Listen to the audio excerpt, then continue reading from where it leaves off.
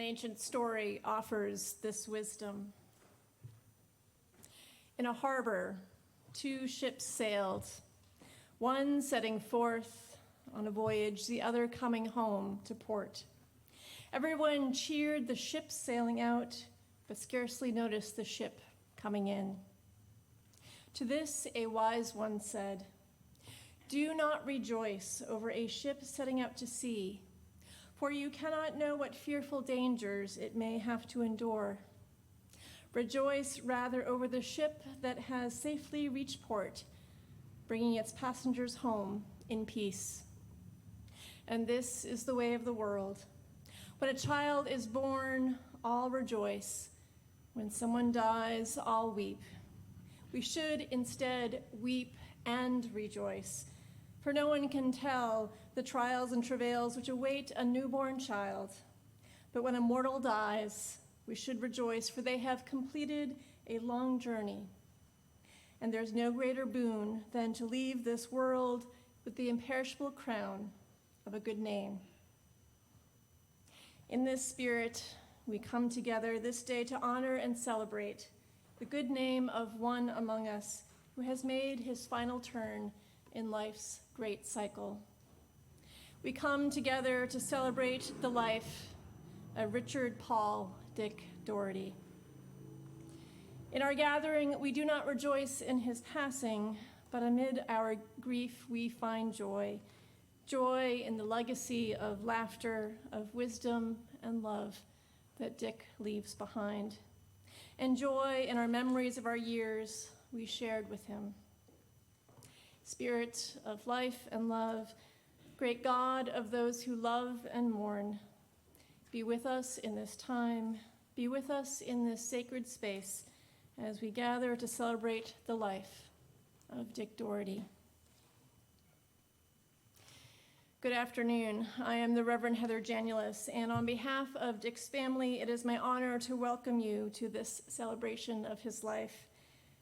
It is also my honor to serve here as the parish minister of the Winchester Unitarian Society.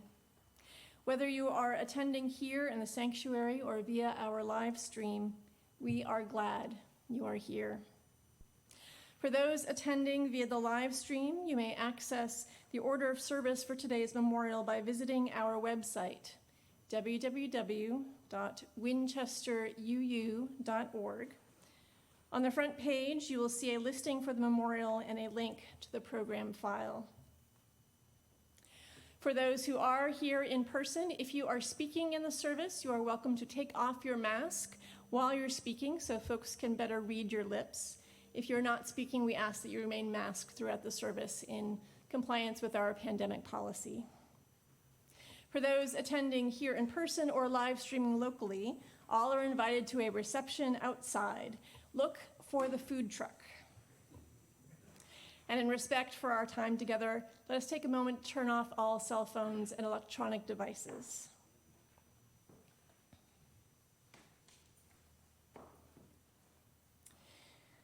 In advance of our service continuing, I also want to acknowledge that unfortunately Willie Drinkwater is under the weather, and his piece will be shared by Chris Zito. We hope that Willie feels better soon, and thank you, Chris, for stepping in. We continue our service by lighting the chancel chalice.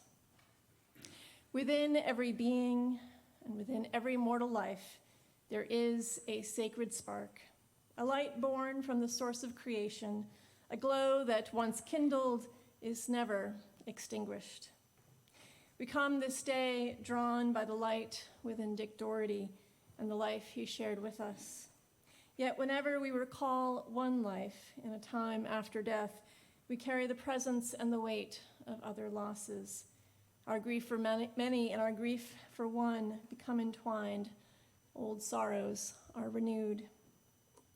In this time of remembering those who've gone before, we especially lift up the name of Dick's younger brother, Harold Doherty. With the lighting of our chalice, we honor the presence of the departed in our lives. We affirm the light of all our loved ones in this time of celebrating the life of Dick Doherty.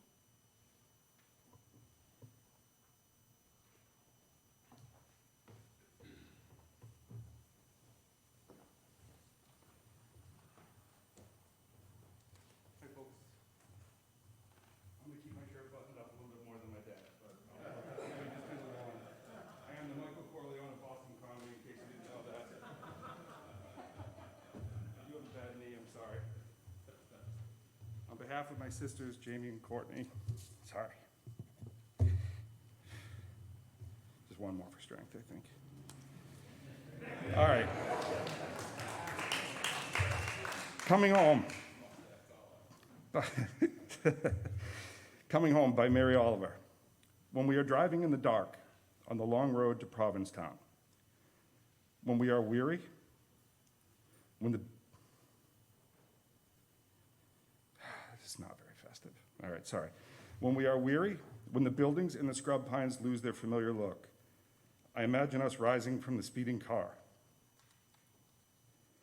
I imagine us seeing everything from another place, the top of one of the pale dunes or the deep and nameless fields of the sea. And what we see is a world that cannot cherish us, but which we cherish. And what we see in our life moving like that, along the dark edges of everything, headlights sweeping the blackness, believing in 1,000 fragile and unprovable things, looking out for sorrow, slowing down for happiness, making all the right turns, right down to the thumping barriers to the sea, the swirling waves, the narrow streets, the houses, the past, the future, the doorway that belongs to you and me. Sorry, that's not a great performance as my first role as the new king of Cape Cod, but I'm sorry that I'm...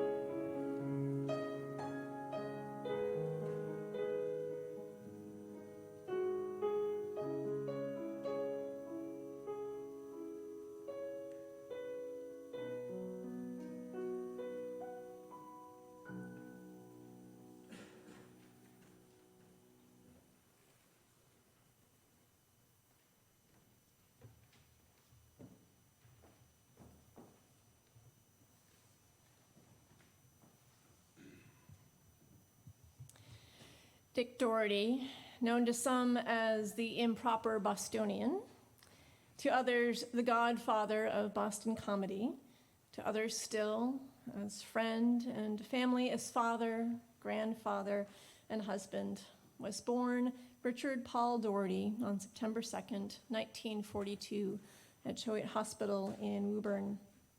He was the first child born to parents Ella and Richard, eventually becoming an older brother to Harold, born 2 years later. In a Boston Herald article published in 2010, Dick observed that his role as a performer emerged at a young age. My aunt would put me on the stairs at her house and say, "Everybody shut up, Dick's gonna sing," he recalled. He continues, "So I used to sing, 'Oh My Papa,' and 'I Believe.' It wasn't the attention I liked, it was the connection with people who were paying attention." Dick's childhood was somewhat uneventful. His father worked for the Sears department store, and the family were active in a North Woburn Catholic church. Eventually, they relocated to Burlington, living in the town center. For vacation, they would go to Kingston, New Hampshire, and stay at a cabin his father built on a lake. Dick and Harold's father also built a boat, which did lead to some adventure. One afternoon, Dick decided to row his little brother out into the middle of the lake without asking or even telling anyone first. Thankfully, they were spotted, and their escapade had a happy ending. In the wake of Dick's death, a local news site published an article affirming that he's remembered as a very bright student in high school. He was perhaps ahead of his time, an intelligent young man skilled at figuring things out, while also engaging in school differently from many of his peers. Had he been born later, he might have been identified as a student with ADHD, but in his youth, school systems lacked the awareness and understanding needed to fully support a pupil like Dick.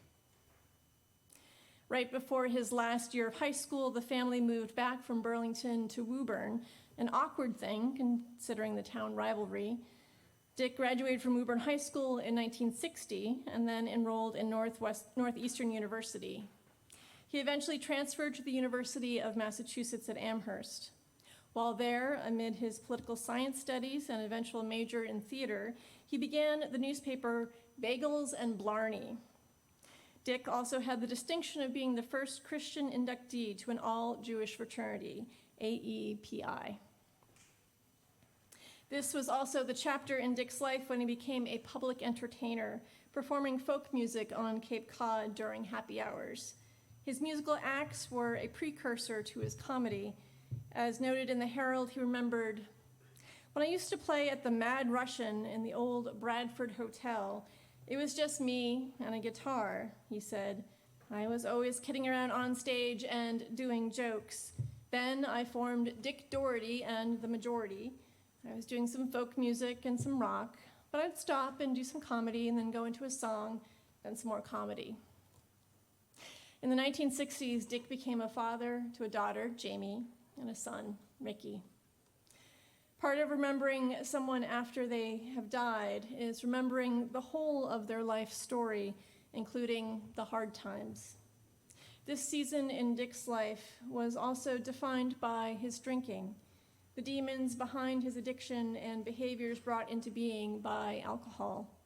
Thankfully, Dick took the challenging step of entering recovery in 1983, a personal transformation that also led to becoming a substance abuse counselor soon thereafter. 1987 was a significant year. Being emotionally empathic, the therapy work eventually took a toll on his spirit.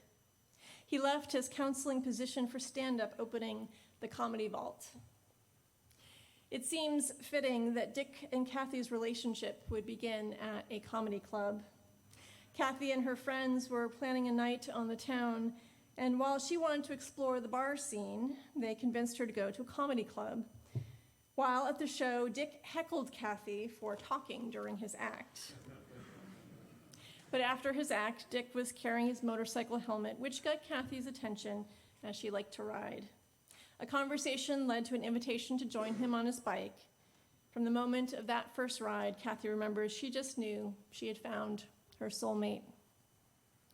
Dick and Kathy became not only romantic partners, but partners in business, with Kathy assisting in the running of the comedy clubs. Friends from the comedy club days came to know Kathy as a regular host. Dick once observed about their joint venture, I make it work by making the clubs I run very personal, he said. My wife, Kathy, is the host of the Boston Club. She's great at catching people before they get drunk and start problems, then making friends with them. It's no longer our job just to be funny. It's our job to help people get unwound. It's the job of the club between the waitresses and the door people to get people relaxed. The whole attitude has to be that we're just having a good time. Although Dick had stepped away from the Catholicism of his childhood, by then one could say that while a vocation, Dick's comedy club business was a ministry of sorts. In the wake of his death, a number of comedians honored Dick by naming their gratitude on social media. When I was first starting out, he gave me stage time when many others wouldn't, was one post, echoed by others. Another affirmed, perhaps for reasons beyond comedy, no exaggeration to say, he saved my life.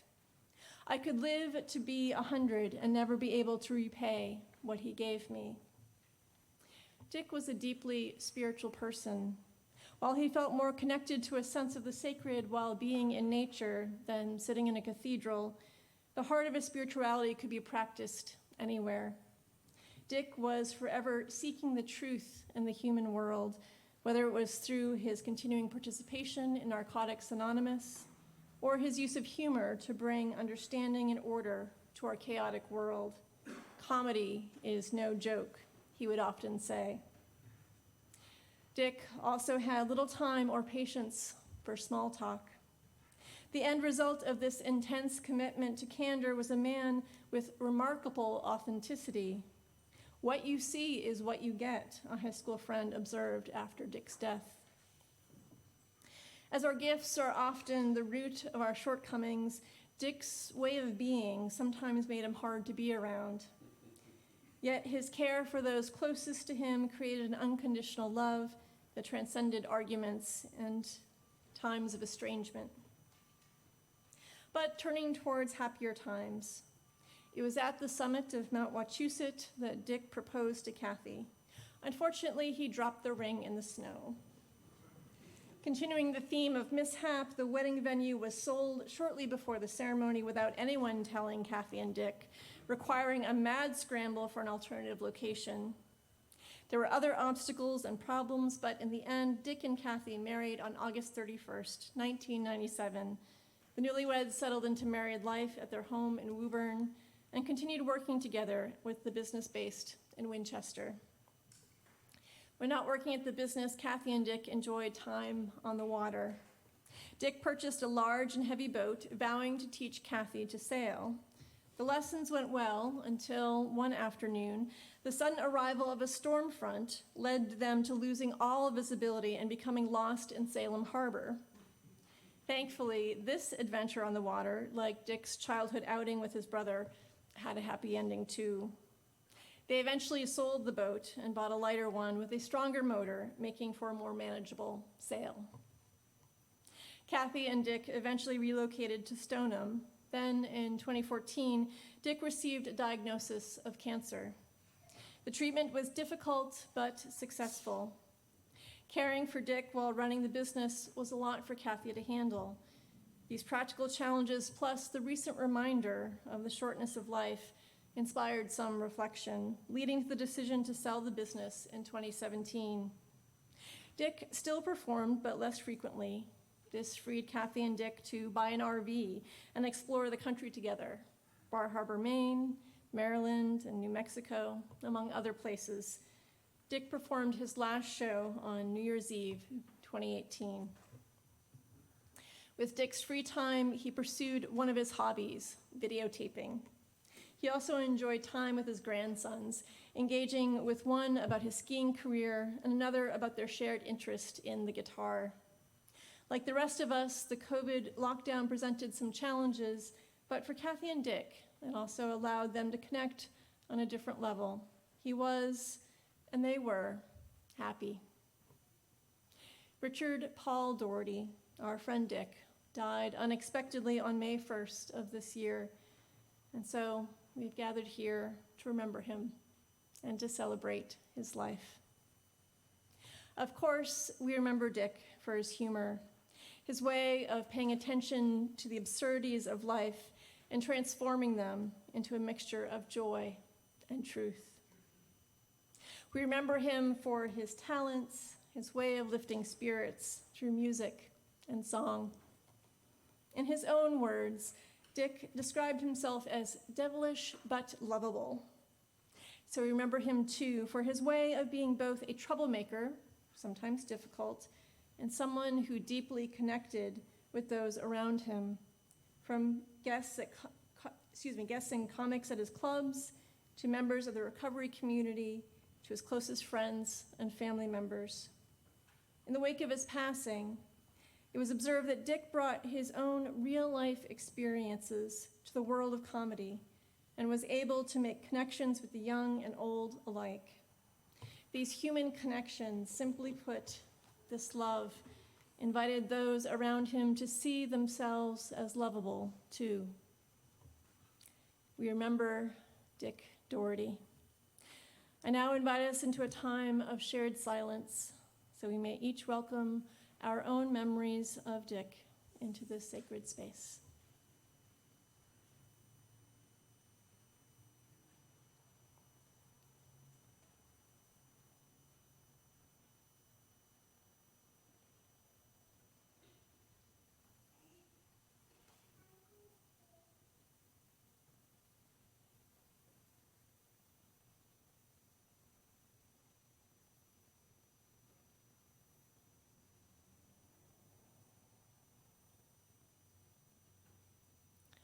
Amen.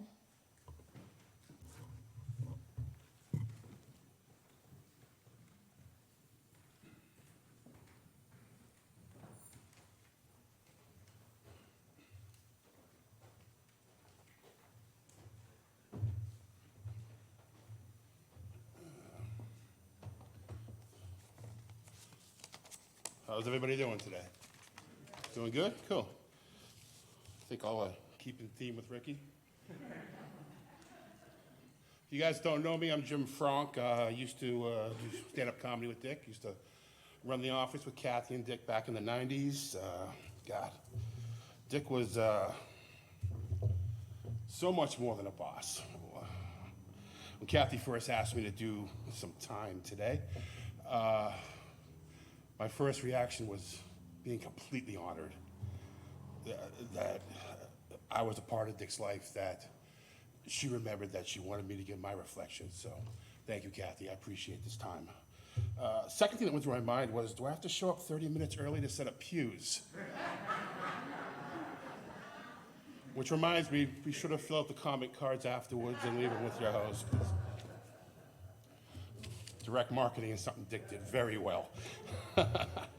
Oh, geez.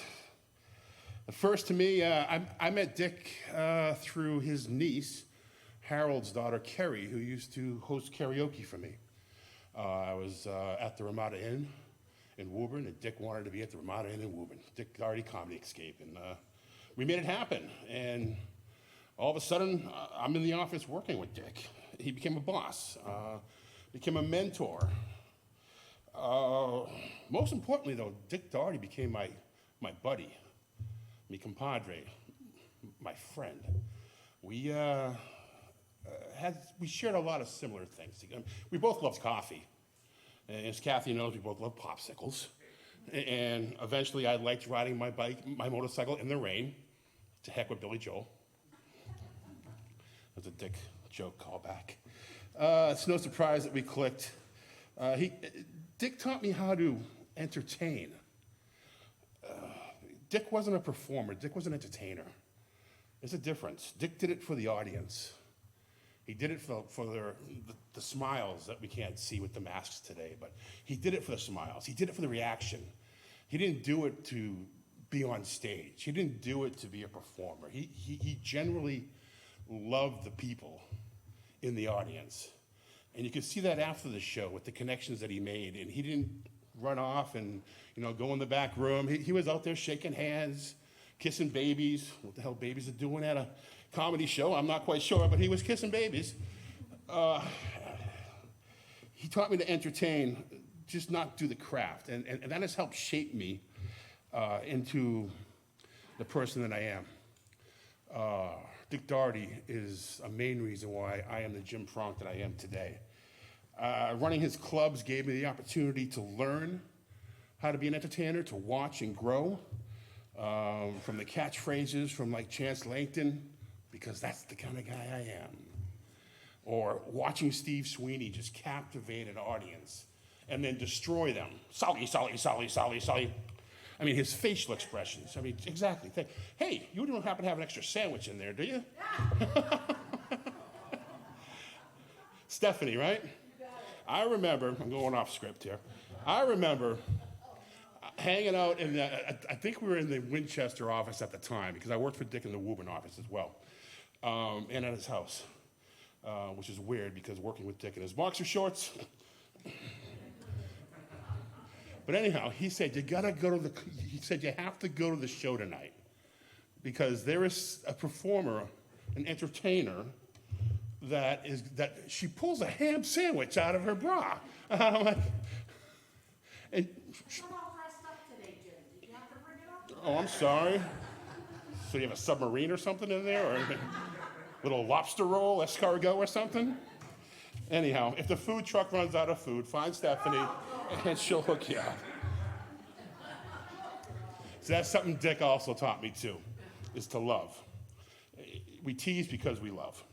Dick taught me that you can, as long as you don't say it in malice, you can have fun. We can joke around about, go see Stephanie for food. It's not said in malice, it's said with love. And that's something that has stuck with me throughout my comedy career, my radio career, my DJing career as far as hosting things and live emceeing. Have fun, connect with the audience, entertain, and show no malice. And for that, I thank Dick. And of course, we can't forget the energy that I learned to be on stage from Kevin Knox. So, Dick and Kevin are hanging out, doing their thing. That's one heck of a comedy show going on right now. Dick taught me to take a challenge head on. Now, some of you know Dick from different times. My time with Dick was a lot of ready, fire, aim, which kind of goes back to your story about hopping in a boat and taking Harold out when they were younger. Two of my favorite stories to tell. It's funny because we talk about boats so much and sailing so much. Two of my favorite stories to tell, not just about Dick Doherty, but in general. Like if I'm at a party hanging out and I want to tell a funny story, I have two go-tos. One of them involves that heavy boat. And we went to Jamie's house, and he wanted to go across to P-Town because that's where they vacationed, and I was going to sail it with him, and there was fog, and I'll tell that story after hours. But this one was with the new boat. And now the new boat was a lighter boat, but it was a conversion boat. So it was a motorboat frame or shape that you would ballast water with, and you would put the mast up, so you could motorboat or sail. Jeff Meisler, I think he here. Jeff, good friend of mine, frickin' Frank. Jeff and I met Dick at his house, went to the BP down on Montville Ave, filled up two 10-gallon tanks of gas, put them in the back of the pickup truck, got in the truck, and we drove to Pickering Wharf. We're going to take that boat down to P-Town. Then Jeff and I are going to hop on the ferry, come back to Boston. Kathy was going to take the ferry over. No issues this year like we had last year. Different story. So we get to Pickering Wharf, and the tailgate is down. No gas tanks. Once again, ready, fire, aim. Dick just got in the truck and gunned it. So he's like, well, Kathy said there's at least half a tank. We're good to go. That was something I heard a lot. Kathy said. Kathy! So I'm looking at Jeff. Jeff's looking at me, and we're like, Dick's like, it's a sailboat. We'll sail if we have to. Let's just go. So we went. No wind. I mean, we're talking flat, pin drop, and watch the ripples go forever. We ran out of gas about 20 minutes into a trip. Now, we're sitting there. This is the kind of day where you can see the wind coming. And Jeff in his, smart Buttoness. I don't know what to say. He said, hey, Dick, hold on. My people are summoning me. The wind is coming. And the wind came and Dick was blown away. He didn't realize that we could see the wind coming. It was so funny.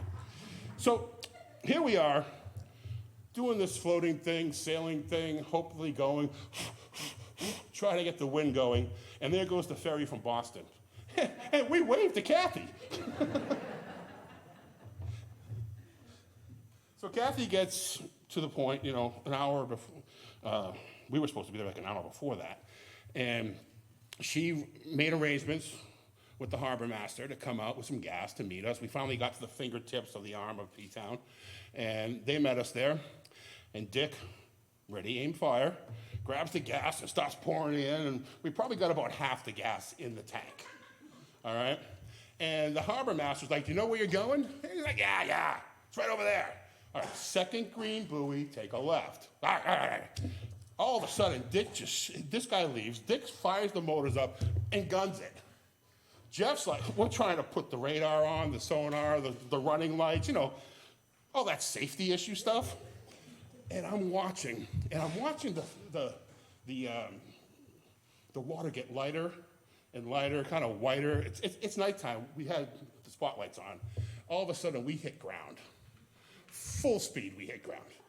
Now, thank goodness this wasn't a sailboat because it was a motorboat, but we beached this thing. We were a good 20, 25 feet out of the water. I mean, it's like you saw it in the movies. And when it happened, Jeff and I both tumbled. I think Jeff ended up in the galley somewhere down underneath. I ended up hanging off the sides for dear life. So, Kathy!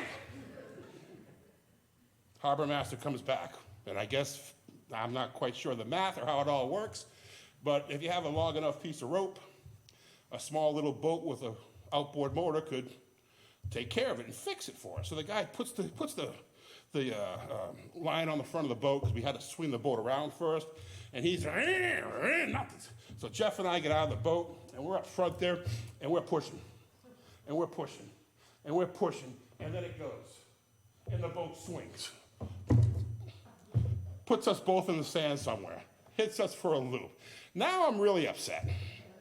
Now I've had enough with sailing because the year before is a completely different story that I can't tell in a setting like this. Maybe out at the food truck we'll talk about. But fortunately I had in my phone a phone number, a friend of mine, her brother Dante worked in Provincetown as a cab driver. And the year before he saved me. It's like, is this still Dante's number? He's like, yeah, is this Jim? Thank goodness Dante was there. He got us a nice bed and breakfast, which Jeff and I spent the night, and then proceeded to haul butt back to Boston as soon as possible so they could enjoy their vacation. So I think I've done my time. I'm getting the light from and back. 5, 10 minutes? I just want to wrap up, though. Dick and I stayed in touch for over the years, which I wish it was more often than it was. We, like I said, we've had our turmoils, we had our arguments, but in the end, we were friends, and we stayed friends, dear friends. I was fortunate that, I think it was 2019, just before the pandemic, I was on a motorcycle ride with my wife and a few people. We were staying up at Bar Harbor, and I called Dick, because I knew he was in the area, and he was literally from here to across the corner there from where I was calling him from. So we went over, spent some time, flew my drone. It was great to see Dick. That was my last meeting of Dick. We talked a few times on the phone after that, but man, I am the radio DJ, the now professional voice actor, the father, because he loved his kids. He talked about you guys all the time. I never met Ricky. I did meet Jamie many years ago. I spent the night there actually on one of our sailing adventures. But I am largely in part the man that I am today, thanks to Dick Doherty. Ready, fire, aim, my friend. I'll see you soon. Thank you.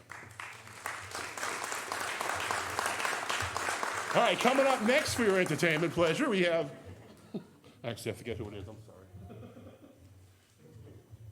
Thank you for your time, I appreciate it.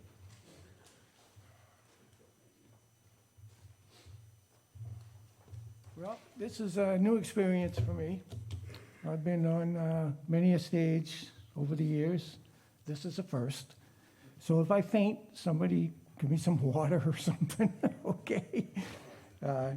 Kathy has asked me to stop by, and if I would maybe spend a little few minutes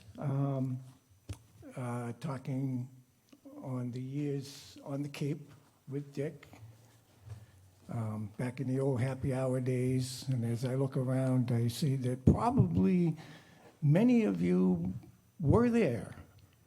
And that was a time that I don't think we could reinvent today. Times are different, but they were some times back then, I'll tell you. And Dick often mentioned that he was not a businessman back in those days, but he was a hustler, and hustle he did, and he did it well. Anybody in this room or anywhere who ever spent 5 minutes with Dick had a story to tell, because that's just the way he was. He would be hustling and getting seats in the chairs, and he really did a great job. He was when they say the kings of Cape Cod, he was in fact the king of Cape Cod. And there were many that came along, John Morgan and who else? J.D. Sullivan. There's been many that have come along, and they've come along because he brought them along. He started the whole thing. When they say the godfather of comedy, they were not mistaken about that. And for years and years, and I'm a little bit nervous, bear with me. I usually have an instrument to hide behind. I don't have that today. So, but he pulled one last joke on me, I think, today, by having me up here today to spend a little. I was the one that got most of the brunt of his jokes and picking on, as far as on the band, and myself and Jimmy, and I'm sure some of you remember Jimmy, who unfortunately could not be here today, but he does send his love and wishes he could have been here. He's also my longtime friend. We actually went to first grade 70 years ago together. So, but that's story was Dick loved, like Jim had mentioned. He loved people, and I believe he loved people. And we talked often after he went this way, the band went the other way, and that was fine. It was time. But those years on the Cape were some of the best years of our lives, I think. And like I said, I don't think that you could recreate that again today. Times are different. The language is different. Everything's different today. And it's kind of a shame, but it is what it is. And we talked, I want to say maybe about 8-9 months ago. We talked often on the phone. He would call me, I would call him. And one day he said to me, he said, Louis, he said, what were we doing back then? And I said, I don't know. I don't know. We were having fun. And as I thought about it, I said, what you were doing, not so much us, but what you were doing, you were taking all those round pegs in the square holes, and somehow you made them all fit and feel like they belonged. And when people left that place, he didn't care. He didn't care what color you were. He didn't care what nationality you were. He didn't care about any of that. He just loved people. And he certainly showed that in his shows. And as Jim remarked, after the show, he didn't hide in the dressing room, and he didn't go and disappear. He was out there mingling with all those people that he had just torn to pieces by other people. So, and that's just the way he was. He meant no animosity toward anyone, anybody that he had ever picked on, or it may have seemed like it was a little harsh. It really wasn't. It was all meant in love and bringing people in and together. And I think mostly that's probably what I remember of Dick. And of course, Ricky, I haven't seen you since we were maybe 5 years old, I don't know. And Jamie, I saw a few years ago. And so it's been swell, and it's been a great time. And I think, like I said, that was a great time to be alive and down the Cape. And as any of you have seen the video there, it really was what it looked like. It was lines around the building and people, 17 people in a cottage, and it was all that and more. And as Jim said, there's some stories we can't tell, so that's good. I'm going to leave it there. And I think Dick has gotten his last little jab at me by having me up here today, and I wouldn't have missed it for the world. He was my friend. He will always be my friend, and I miss him. Thank you.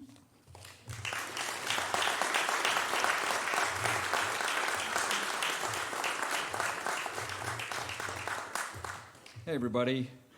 First, I want to say, if you're looking at your program, I'm not Willie Drinkwater. Willie's got COVID. He woke up with it in the wee hours this morning. Kathy called me to come in off the bench. We did run late, Kathy. I didn't tell you I was opening at another memorial. I had to double up today. So they told me I was going to open. It's a whole mess, but anyway, my name is Chris Zito, and I met Dick Doherty through my work as a stand-up comedian. And I thought I would start by quoting something from his act, and I couldn't remember anything that would be appropriate for this setting. In fact, there really wasn't anything in Dick's act that was appropriate for any setting. They didn't call him Dirty Dick Doherty for nothing. In fact, that was mostly what he talked about. Dick's genius on stage was his sincere desire to connect with an audience. He loved making them laugh, but he also loved laughing with them. And he had that smile, that big, broad, impish smile that just showed that genuine joy whenever he was on stage. Now, a lot of people here know Dick, so he wasn't always joyous. He was half Irish, half Italian. Dick had sort of a revolving door of resentments. And, I don't want to speak to the Italian side because I'm Italian, but I can tell you those Irish guys, they know how to feud and they can hold a grudge. The thing about Dick, though, is that most of his feuds never really lasted too long because it was almost like he wanted to stay mad at a guy, but he couldn't really do it deep down. And so he would just forgive someone who wronged him, and that would make room for the next guy.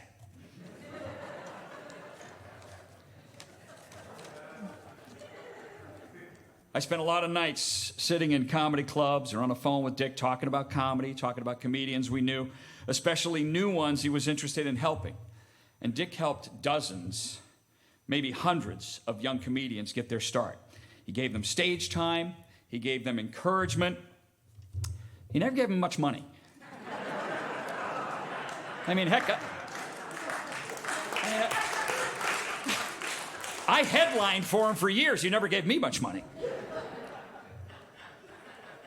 Some people thought that was because he was cheap, but those of us that were closest to him knew that he never had money. He never got rich producing and performing. He spread a lot of joy, he helped a lot of funny people, and that was a huge part of Dick Doherty's legacy. Of course, some would say that Dick had, shall we say, a robust ego. I mean, we're talking about a guy who put his face on every room he ever opened. The man turned himself into a dancing bean, for heaven's sake. Dick was a master of personal branding years before TikTok. I mean, during the years I knew Dick, it was right after he opened Dick Doherty's Beantown Comedy Vault in Boston.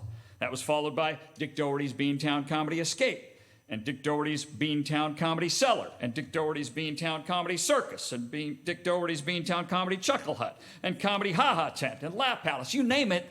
It always started with Dick's Beantown Comedy whatever. That's branding. He was brilliant at it. But the Vault was my favorite. That was my comedy home the entire time it was open. I was always treated like family there. I was the first comedian to ever take the stage there. Dick introduced me many times there, but more often, though, it was Kathy. Kathy would go up and she'd give everybody the rules about what to do at a live comedy show. She'd find somebody with a birthday, sing happy birthday, and I would heckle her relentlessly from the side of the room, which she always took good-naturedly. She would laugh because she always loved to laugh, and that's probably how she ended up falling for the guy. Man, he could really make you laugh. Other than the Vault, my favorite was Dick Doherty's Beantown Comedy Boat. That place was great. Now, I hosted a showcase there weekly, and I got paid in American dollars and what was known at the time as Dick Bucks. Dick Bucks. This was fake money with Dick's picture on it.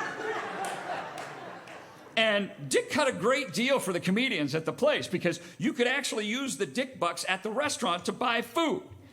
And it was a great deal for us because so many comedians collected so many Dick Bucks that eventually Sunday brunch there was dominated by comedians that did not have a dime of any actual money to spend. So it was a lousy deal for the restaurant. You know, they never made any money, but at least we were disruptive. So there's that. So to me, though, the bigger legacy for me with Dick was how many people he helped get sober and learn how to stay that way. I know, because I'm one of them. I was a daily blackout drunk, and I haven't found it necessary to take a drink or a substitute since March 17 of 1987. All right, well, I was afraid that would happen if I threw that in, but Dick is a big reason why. Dick was a mentor, sometime employer, more importantly, a friend. He always told me the truth. It was a habit of his, telling the truth. And when I first got sober, there was a short list of men that I knew back then that I considered to be people who saved my life. And Dick was at the top of the list. He spoke to me about my life in a way that no one ever had before. He told me to stop feeling sorry for myself. He told me to grow up and take responsibility for my own actions and stop blaming other people. And the first time I raised my hand in a room full of strangers and said, "I'm Chris, and I'm an alcoholic," Dick Doherty was sitting next to me. And through the years, the decades of our friendship, he never stopped checking on me. He'd call to go over the dates we had booked, or before GPS, make sure I had the directions to the gig. But before we got off the phone, he'd always ask in that earnest voice, "How you doing?" And I knew by the tone he wouldn't settle for a casual, "I'm fine." I'd have to be honest. He demanded it from me, always. He never settled for less. Dick loved comedians. He loved helping them. He loved feeding them, teaching them. He loved them more than just about anything. One thing I know he loved more than comedians was Kathy. He was crazy about you. I'll never forget how excited he was when she was finally old enough to come to the club.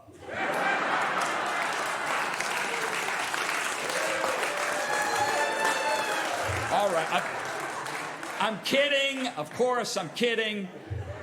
He didn't wait. He got her a phony ID. We always all joked about their age difference. I'd give them the business about it all the time, and we'd always just laugh together because everyone who knew them knew they belonged together. They were beautiful together. And she was beautiful. He was just an old guy that she married. Honestly, they're one of my all-time favorite couples.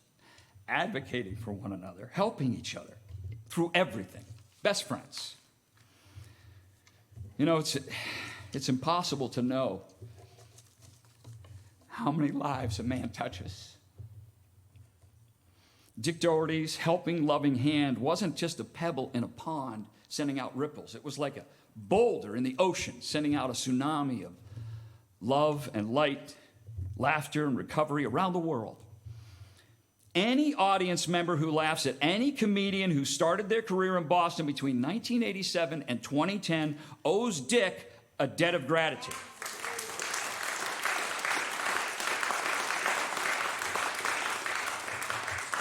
Any man that I've helped get sober over the years owes Dick a debt of gratitude. And I am one among many, many men that he helped. So today we say goodbye. We celebrate a man who lived a life that was impactful. He did something with it. After almost destroying everything he ever loved, including himself, he went on to not only survive, not only thrive, but lift up those around him. And I know I speak for everyone here when I say simply, I will always miss him. I love him. Thanks.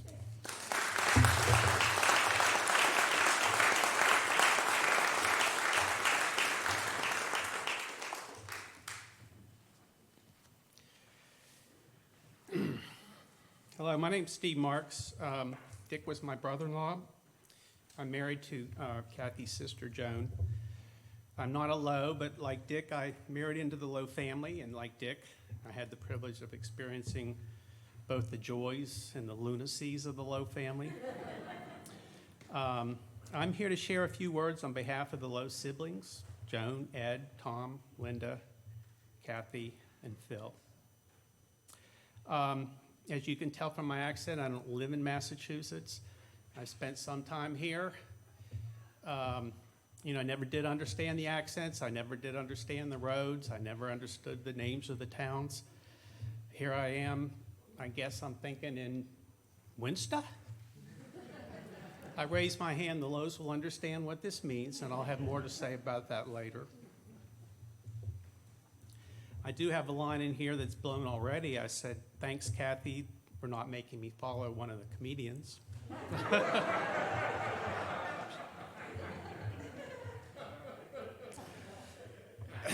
None of us knew Dick before his marriage to Kathy in 1997. I'm going to play the straight guy here for a while. Our memories encompass his later years, particularly involving his comedy club, family holiday get-togethers, and family time at Cape Cod. The themes are universal. First and foremost, we all remember Dick fondly as outgoing, personable, and always interested in family life, politics, and social issues. Beyond bragging about his children and grandchildren, he was genuinely interested in everyone else's family happenings. He always inquired about my parents and my children. He and Kathy called us every birthday to sing happy birthday. Tom valued his wonderful conversations with Dick and his joy of living. Linda cherished his deep capacity to love and his crazy love for Kathy. Joan recalls his interest in hearing what was going on with the family. Dick always referred to his young nieces and nephews as the ugly kids, and they referred to him as the ugly man. He loved to talk to other people and find out more about them. He wanted to know more than event recaps. He wanted to know how others felt about the world around them. There weren't many people who he couldn't strike up a conversation with. He always thought that he was the only one that was funny, and if any of us were going to tell a joke, we were supposed to raise our hands so that he knew we were trying to be funny. Every once in a blue moon, he would smile and say, "It's not bad." Phil's children remember Dick always engaging with them, reminding them of their importance and that they belonged. Phil recalls seeing his boys puff out their chests as Dick would name specific things they did he was proud of. He sent them a little camera for their computers so they could video chat with him. Everyone remembers Dick as a philosopher. He always thought he was right and would spend an hour explaining to you how he was right and how you were wrong. The result was agreeing to disagree. When Ed thinks of Dick, he remembers the many times that during a conversation, Dick would explain his philosophy of life because certainly we couldn't understand that subject. He always stressed that his personal philosophy was a distillation of his life's experiences. Whether we agreed with him or not, he always respected us enough to say that we should just agree to disagree. The Lowe family all have stories of their experiences in his clubs. Dick was said to describe himself, as was said earlier, devilish but lovable. He was engaging on the stage. He loved to do his Ben Franklin impersonation. He was known to bring his own real-life experiences to the world of comedy and to make connections with the young and old alike. And Kathy seemed to be in her element, managing the club and the acts. She was always on the sidelines, enjoying the experience and engaging with the guests. No one in the room cackled more than Kathy as she broke out in laughter at the jokes from the stage. Her smile was contagious. Dick was a biker, as you know, and used this background in a joke to describe how he met Kathy. Dick joked, "I dress as a biker. I wear my hair in a ponytail. I wear a black leather jacket. I like to dress like this, not so much because I ride a Harley, but because there are young girls who, when they see me, they say to themselves that this is a sick, degenerate, low-life, belly-crawling reptile piece of scum, and I want you."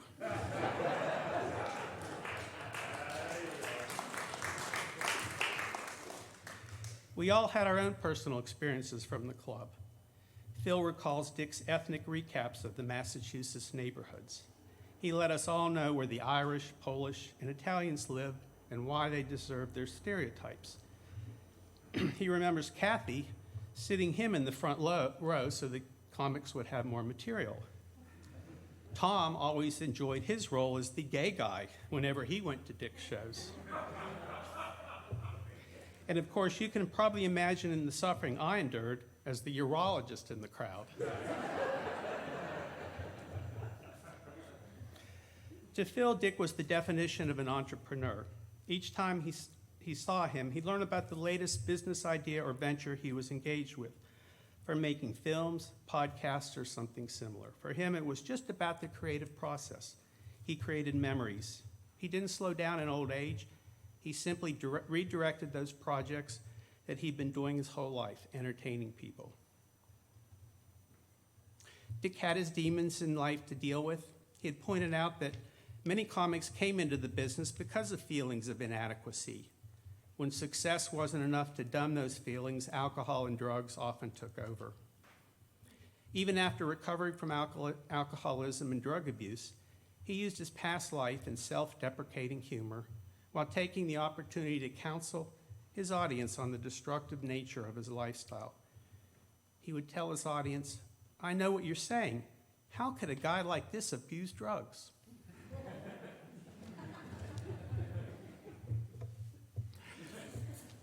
After marrying Kathy at a later stage, he would joke, tongue-in-cheek, "I'm a more mature person now. I learned that a woman wants to communicate. I learned how to speak the language that a woman can understand. I learned to say things that my wife appreciates, like, 'Yes, dear?' 'Absolutely, sweetheart.' 'Thanks for pointing that out to me.' 'Why didn't I listen to you in the first place?'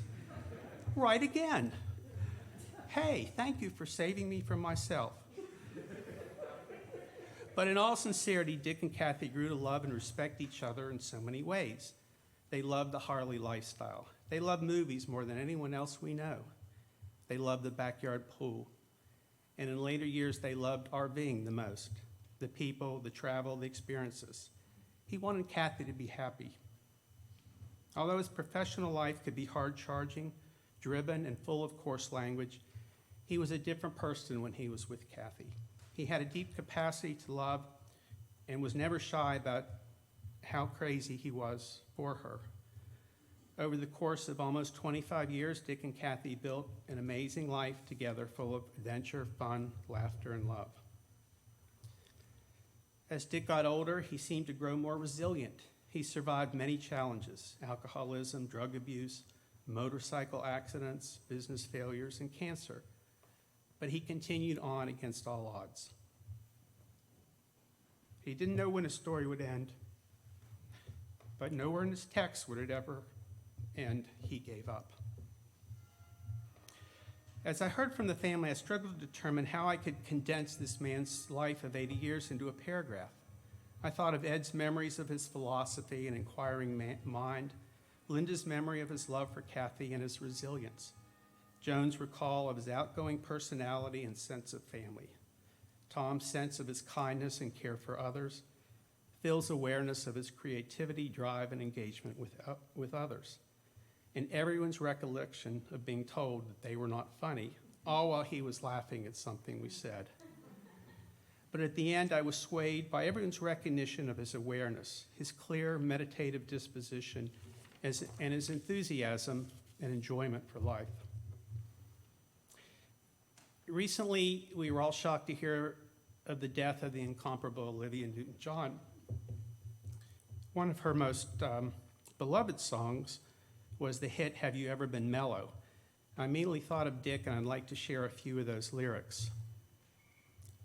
Have you never been mellow? Have you never tried to find a comfort inside you? Have you never been happy just to hear your song? Have you never let someone else be strong? Kathy, love and grief are two things in life that change you, and you were never the same. Dick loved you and wanted to make sure that you knew this. There is really nothing more important. As Linda says, true love bears all things, believes all things, hopes all things, endures all things. And as Olivia Newton-John would say, let me be there in your morning, let me be there in your night. Let me change whatever's wrong and make it right, make it right. Let me take you through that wonderland that only two can share. All I ask you is let me be there, oh, let me be there. May Dick's memory be a blessing. May the warmth of his love help you to find the comfort inside you through this period of grief and encourage you to find your mellow as you begin a new journey. Remember that he is in you, your laugh, and everything worth living.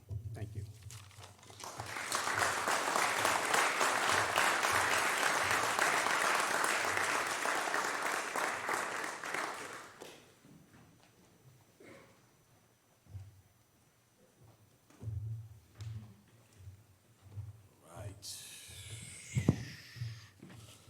Not going to be long. Dick only left opening money for me to close this show. Per usual.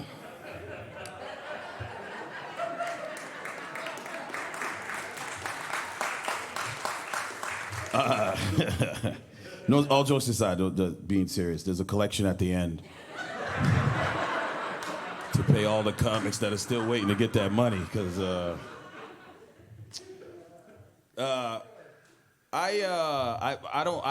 there's so many different faces of Dick Doherty that like everybody's talking about. I came in later, and like the Dick that's not judgy and all this stuff that everybody's talking about, the Dick that doesn't see color and all that, I know a different Dick. We're in church, I'm just being honest. I know a different Dick Doherty. I'm not saying anything bad, I'm saying this is how our relationship was. He wanted to start a show with me. He said, I want to start a show. And he was like, I want to start a show with you. It was going to be called Suburban Black. He was like, because you're black, but you're not black. He was like, actually, you're very black. But I was like, these are the kind of conversations that I'm having with Dick while I'm cutting. I would go over his house and cut his hair. I cut all that. I cut the long hair off, right? Kathy called me over. She was like, it's looking ratty. Cut it off. Dick's having treatments and stuff like that. Cut the hair off. And so I would go over to the house and I'd hang out with them. And it was just like, he's cool. Like Chris said, he apologizes all the time. Like if you've never been fired by Dick Doherty, he doesn't like you.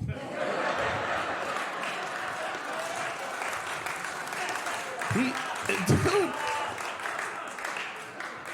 if you never received a angry Facebook message with a bunch of misspelled words, he doesn't like you. I don't know. That happened multiple times. My mom got married. My mom passed away, but my mom, when she was alive, got married. She didn't get married dead. But anyways, when she got married, I used to run a night at the Comedy Vault on Wednesday nights. So I told Dick, I said, I called him, I let him know, hey, my mom's getting married, I'm going to Aruba. No problem. That's what he said. Right? And then I'm in Aruba, my phone's blowing up. Everyone's calling me. I get all these calls from Dick, all these calls, but I'm in Aruba, I'm not picking up the phone. I hear a message, who do you think you are? Right? And I was like, what is happening? I listened to the message, I have a room to run. And I'm like, and I call him like, Dick, I'm in Aruba. My mom's getting married. He goes, I don't care. He goes, it's a Wednesday night, you're supposed to be here, right? No, I wasn't. I mean, I wasn't feeling bad. I'm in Aruba drinking and having a good time. And so then when I got back, the thing is he always apologizes because he'll just come back around and he'll get a message later or he'll call you and go, I'm sorry. I'm just a man. You know, he said to me one time, he was like, because he apologizes all the time. He's always doing something that he has to apologize for. Always. But he always apologizes. And he said, he said something like, I'm not perfect. He would always say, I'm not perfect, but I'm always trying to be better than what I used to be. He would say things like that all the time. And he'd be like, you know, and then he'd be like, but you're still ugly. And he would like always wrap it up with something different. I used to call comedians as Dick Doherty and get them to do stuff. Take them off of shows. Yeah, well, I'm not going to get into that.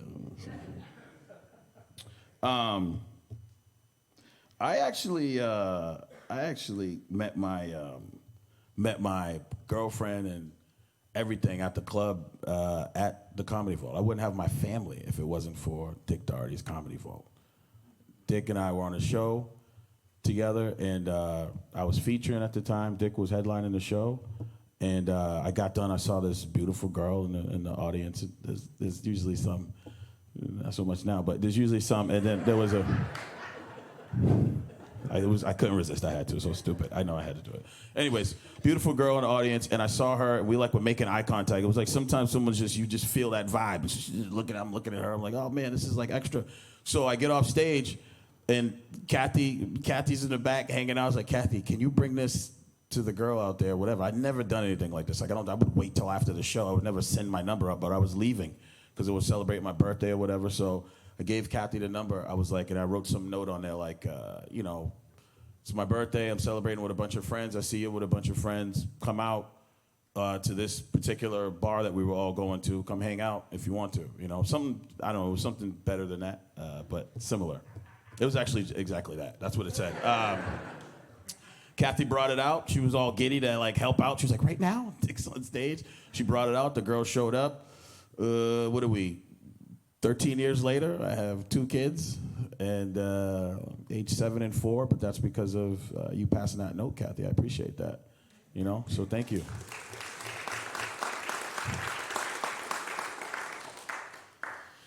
And because Dick was doing kind of bad, so she forgot about Dick when he was on stage at the time, so it was kind of helpful. If he was killing it, it would have been bad.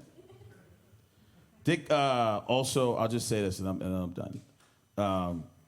He did drop he would drop a lot of gems. Like Dick Doherty would always drop gems. Like he dropped comedic gems, and he would say little things to you that if you got cool with him, you'd be like, oh, he does know what he's talking about. And I said this they did an article. They did a preview on Chronicle, and I talked about Dick, and I said this on there if you saw it. But Dick one time was like, we did a show together, and we got done doing the show. I did well. I thought I did really well. And I'm driving back in the car with Dick. He did well. We're riding back in the truck. This is when he would ask you to drive him. I'd be driving him in his truck. He's like, it's like you're my chauffeur. Yeah, whatever. Anyways, I'm driving him. I only did it 3 times, though. I wasn't one of those guys. I didn't get stuck. I didn't get stuck at the door. And I wasn't stuck as a driver. But I did it a couple times. I'm not going to lie. I was trying to get in. I wanted the headline.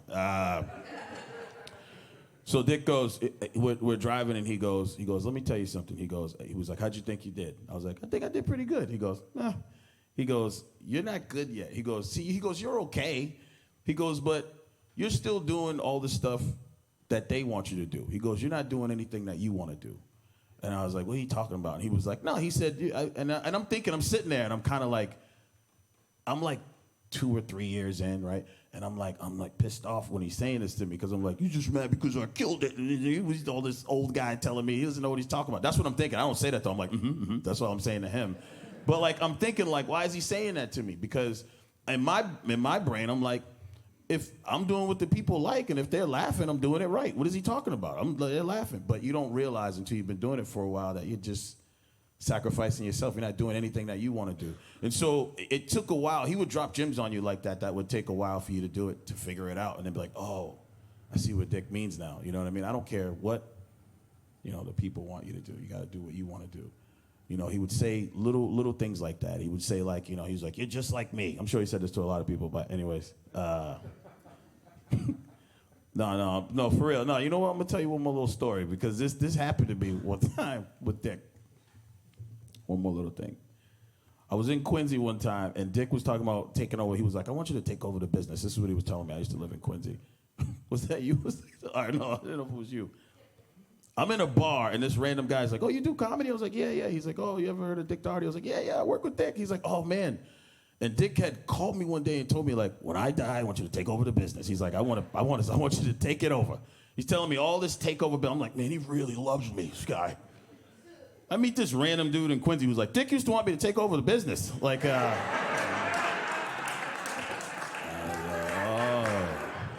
this is just a ploy to keep paying me a little bit of money. Keep me hanging on. I'm sure somebody else got told they were taking it over, but yeah, you did too. Yeah, yeah, good. Yeah, show of hands, exactly. All right, but either way, I just wanna close and say I really do appreciate all of the you know. Let me end it like this. Let me say this. This guy, for all of the junk that's talked in our own community, in our comedy community, for how Dick was, because he was temperamental. He was.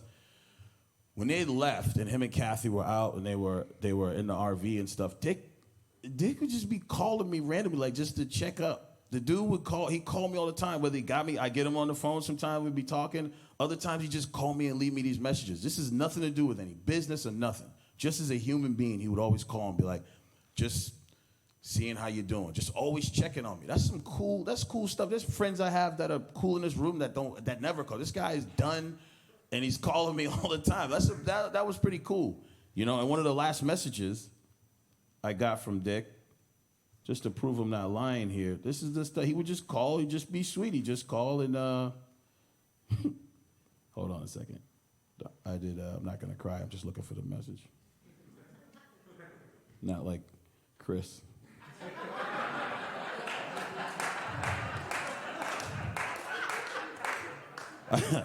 I saw Chris's set list before. It says "Cry Here" on the set list.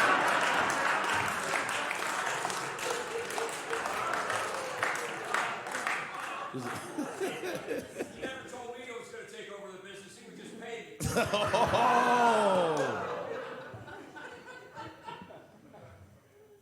All right, here we go. This is the last message I got from Dick. Hey, it's Dirty Dick. And I was thinking about you, hoping you're doing well. And I said I just wanted to call and say that. You're one of the good ones in my book. All right. Be well. When he sent that, no, don't clap, because I don't know if he meant good ones as comedians or black people. I don't know what he meant. But either way, I appreciate it. Thank you, guys.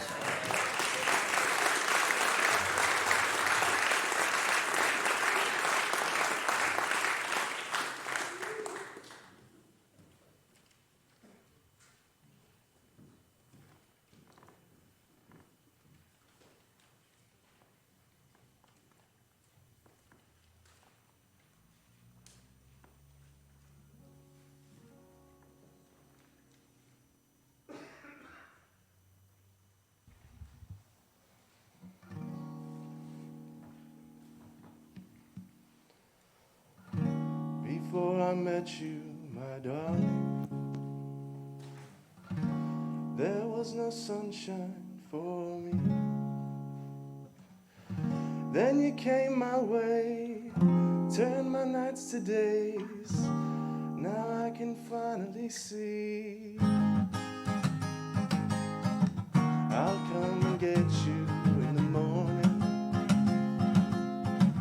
You ride the sunrise with me. Take me by the hand, that I might understand. You've been a rainbow for me. Before my days were all cloudy, there was no sunshine for me. Just a stranger in the storm, never knowing that I don't know. You've been a rainbow for me. It's better to love the lost than never loved at all. At least you reached the top before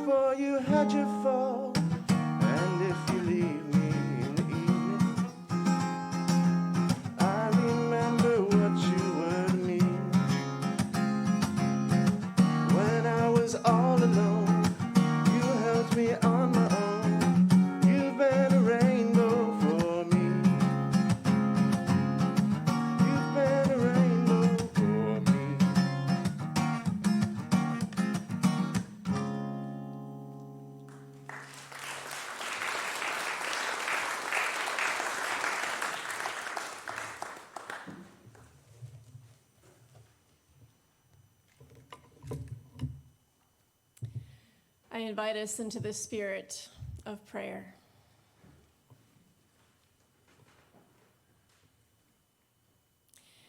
Spirit of life and love, gracious God, we give thanks for Dick Doherty and the life he shared with us.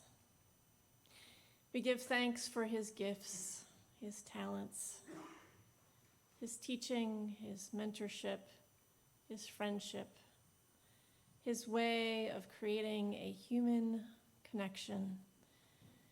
We give thanks for his courage in choosing the hard path of recovery and companioning others on that path.